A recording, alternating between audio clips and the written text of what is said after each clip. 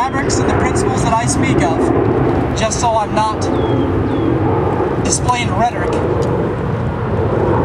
The fabrics to come here today.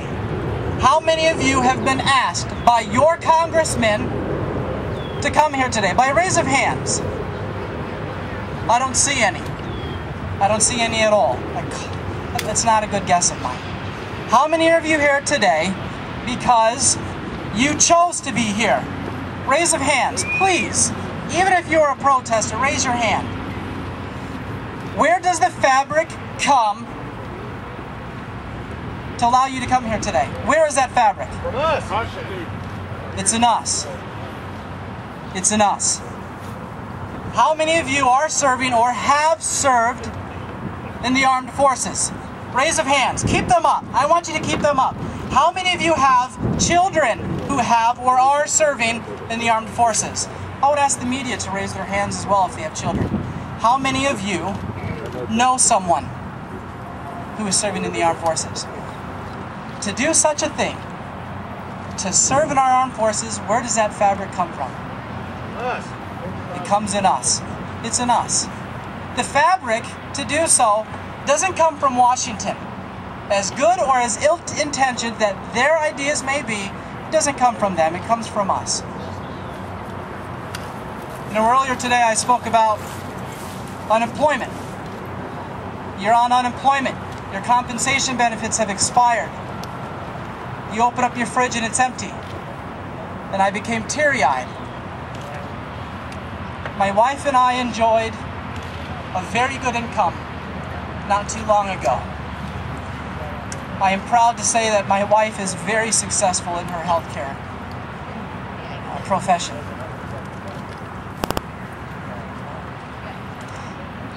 But she lost her job because of budget. Do I know what it's like to open up the fridge and only have a gallon of milk and a few TV dinners? I have spoken to many patriots who said that they cannot make don't have the money to get here. My have stretched our finances to the limit. She did it. We have $30 to eat to get home and enough for gas. And you know what?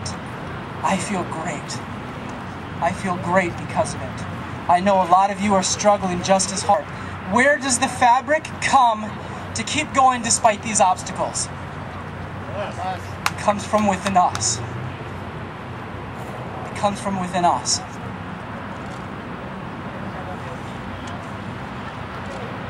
We the people of the United States, in order to form a more perfect union, establish justice, ensure domestic tranquility, provide for the common defense, promote the general welfare, and secure the blessings of liberty to ourselves and our posterity, do ordain and establish this Constitution for the United States of America. A lot of you are familiar with that. That is the preamble of the United States Constitution, the document that so many of us like to say. That's not according to the Constitution. Constitution, Constitution. You know, the entire idea, the entire purpose to the preamble to the Constitution was that it did not necessarily grant any particular authority to the federal government without first the consent of the people. And who are the people? Who produces the fruits and the vegetables of this country that make it onto your plates each evening? We do. We do. The people do. Who are the brokers? Who are the dealers? Who are the contractors that make sure that the produce of America gets onto trucks, gets into factories, and gets onto the shelves of our grocers? Does the federal government ensure that? We do. The people do. Who manufactures the vehicles? I asked this earlier, who manufactures the vehicles that move across America? And someone said, soon the government. Soon, not the government. Still the people. Despite what the government says, or who they buy out, it is still the people that wake up to the alarm each morning, get in their vehicles, and go to work. Who produces the vehicles that move across this country? We do. The people. Who produces the asphalt? Who lays the asphalt? Who stands on the side of the road with a construction sign telling us to slow down? We do. You know, I said my wife works in healthcare. Who provides the healthcare of this country? Who provides it? You look over here across the Potomac and again you see Washington. Does Washington, D.C. provide healthcare in this country? No. We do. My wife has been working in hospice and palliative care, working with the sick and dying for 20 years. She provides health care. Our elected official does not. The preamble of the Constitution says that the government is to promote the general welfare, not provide it, promote it. Since when did the United States government decide to step in and say, you know what? We're going to provide health care for over 30 million Americans. They're supposed to promote it, not provide it. It's we the people that builds this nation, makes this nation, and beautifies this nation.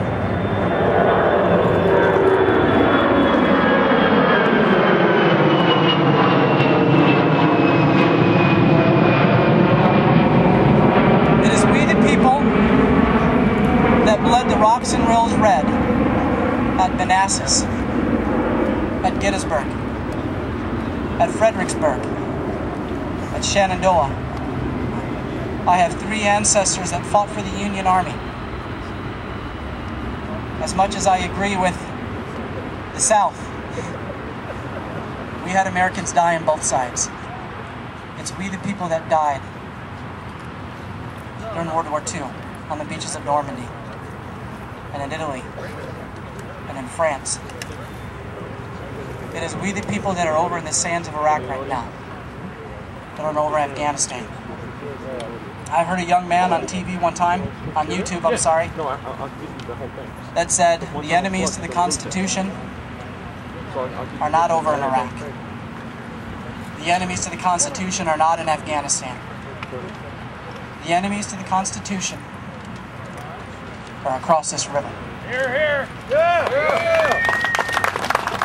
And I don't care what party you are in, either Republican, Democrat, or independent, or what have you, if you trample under your feet the freedoms of this country just as quick as drink a glass of water, I am not your friend. I am not your friend.